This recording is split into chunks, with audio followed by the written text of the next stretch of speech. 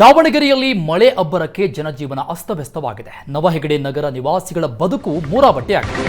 ಗಾಳಿ ಮಳೆಗೆ ಸಂಪೂರ್ಣ ನೆಲ ಕಚ್ಚಿದ್ದಾವೆ ತಗಡಿನ ಶೆಡ್ಗಳು. ದಾವಣಗೆರೆಯಲ್ಲಿ ಮಳೆ ಅಬ್ಬರ, ಜನಜೀವನ ಅಸ್ತವ್ಯಸ್ತ. ನವಹೆಗಡೆ ನಗರ ನಿವಾಸಿಗಳ ಬದುಕು ಮೂರಾಬಟ್ಟೆಯಾಗಿದೆ. ಬೀದಿಗೆ ಬಂದಿದೆ ಬದುಕು. ರಿಂಗ್ ರೋಡ್ ರಸ್ತೆ ನಿರ್ಮಾಣಕ್ಕೆ ನಿವಾಸಿಗಳ ಸ್ಥಳಾಂತರ ಮಾಡಲಾಗಿತ್ತು. 5 ತಿಂಗಳ ಹಿಂದೆ ಶಿಫ್ಟ್ ಆಗಿದ್ರು ಹೆಗಡೆ ನಗರದ ನಿವಾಸಿಗಳು.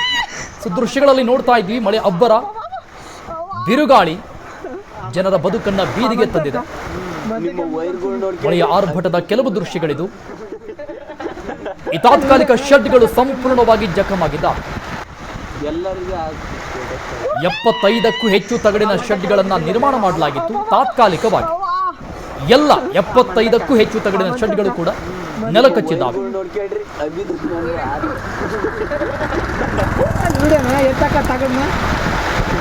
ದಾವಣಗೆರೆ ಹೊರಭಾಗದಲ್ಲಿರುವ ನವನಗರ ಹೆಗಡೆ ವಾಸಿಗಳ ಬದುಕು ಮೂರಾಬಟ್ಟೆ ಆಗಿದೆ.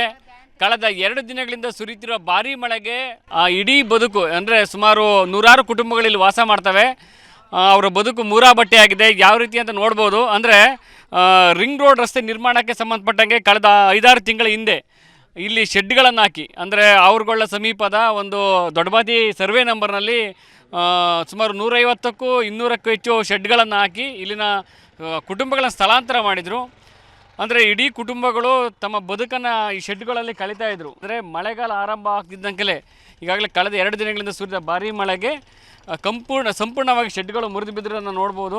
ದಾವಣಗೆರೆ ಮಹಾನಗರ ಪಾಲಿಕೆ ಇದರ ಉಸ್ತುವಾರಿ ಹೊತ್ತಿದೆ ಮತ್ತು ಇಲ್ಲಿನ ಆಗುಹೋಗುಗಳಿಗೆ ಅವರೇ ಜವಾಬ್ದಾರರು. ಮತ್ತು ಇವರು ಕಳೆದ ಲೋಕಸಭಾ ಚುನಾವಣೆಯಲ್ಲಿ ಎಲ್ಲರೂ ಸಹ ಒಬ್ಬರೂ ಸಹ ಮಿಸ್ ಆಗದಂಗೆ ಮತದಾನವನ್ನು ಮಾಡಿದ್ದಾರೆ. ಆದರೆ ಈಗ ಚುನಾವಣೆ ನಂತರ ಇವರ ಬದುಕನ್ನು ಯಾರೂ ಸಹ ಕೇಳೋರಿಲ್ಲ. ದಿಕ್ಕೆಟ್ಟಂಥ ಪರಿಸ್ಥಿತಿ ನಾವು ನೋಡ್ತಾ ಇರ್ಬೋದು. ಯಾವ ರೀತಿ ಮನೆಗಳು ಕುಸಿದು ಬಿದ್ದಿದೆ ಮತ್ತು ಮಳೆಗಾಳಿಗೆ ತಗಡಿನ ಶೆಡ್ಗಳು ಯಾವ ರೀತಿ ಆರು ಹೋಗಿದ್ದಾವೆ ಅನ್ನೋದು ಇಲ್ಲಿ ಇದು ಒಂದು ಮನೆ ದೃಶ್ಯ ಅಲ್ಲ, ಸುಮಾರು ಇದೇ ರೀತಿ ಇಲ್ಲಿ 100 ಮನೆಗಳು ಕುಟುಂಬಗಳ ಬದುಕು ಕಿತ್ಕೊಂಡು ಹೋಗಿದೆ. ನಮ್ಮ ಜೊತೆ ಇಲ್ಲಿ ಸ್ಥಳೀಕರಿದ್ದಾರೆ.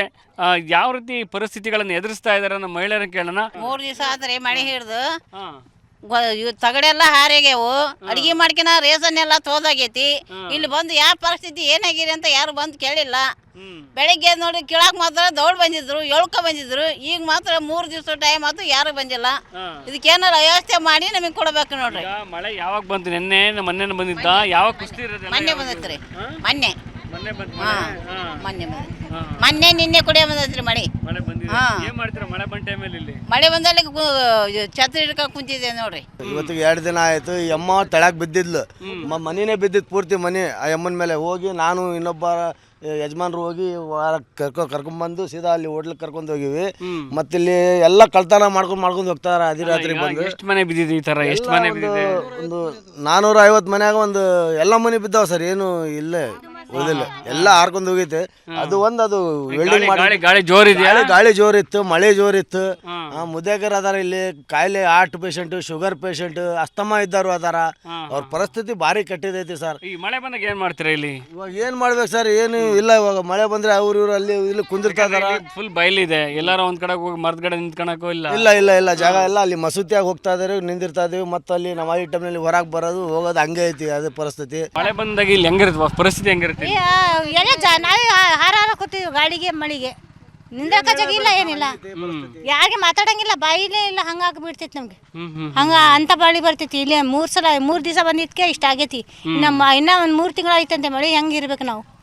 ಇನ್ನಾದರೂ ಅಧಿಕಾರಿಗಳು ಈ ಭಾಗದಲ್ಲಿ ಒಂದು ಗಂಜಿ ಕೇಂದ್ರವನ್ನು ತೆರೆದು ಅಟ್ಲೀಸ್ಟ್ ಇಲ್ಲೇನು ಎಲ್ಲ ಕೂಲಿ ಕಾರ್ಮಿಕರ ಬದುಕು ಇದೆಲ್ಲ. ಯಾಕಂದರೆ ಇವರೆಲ್ಲರೂ ಸಹ ಬೇರೆ ಬೇರೆ ಕಡೆ ಕೆಲಸ ಮಾಡ್ಕೊಂಬಂದು ಸಂಜೆ ಇಲ್ಲಿ ಉಳ್ಕೊಳ್ಳೋರು. ಇವರಿಗೆ ಆಸರೆನೇ ಇಲ್ದಂಗೆ ಆಗಿದೆ. ಇನ್ನಾದರೂ ಅಧಿಕಾರಿಗಳು ಎಚ್ಚೆತ್ಕೊಂಡು ಇವರಿಗೆ ಒಂದಿಷ್ಟು ಗಂಜಿ ಕೇಂದ್ರಗಳನ್ನು ತೆರೆದ್ರೆ ಒಂದಿಷ್ಟು ಆಸರೆ ಆಗುತ್ತೆ. ದಾವಣಗೆರೆ ಕ್ಯಾಮ್ರಾ ಪರ್ಸನ್ ಕಿಣಕುಮುತ್ತೆ ವರದರಾಜ್, ಜೆಸ್ಟೆಂಟ್ ಸುವರ್ಣ.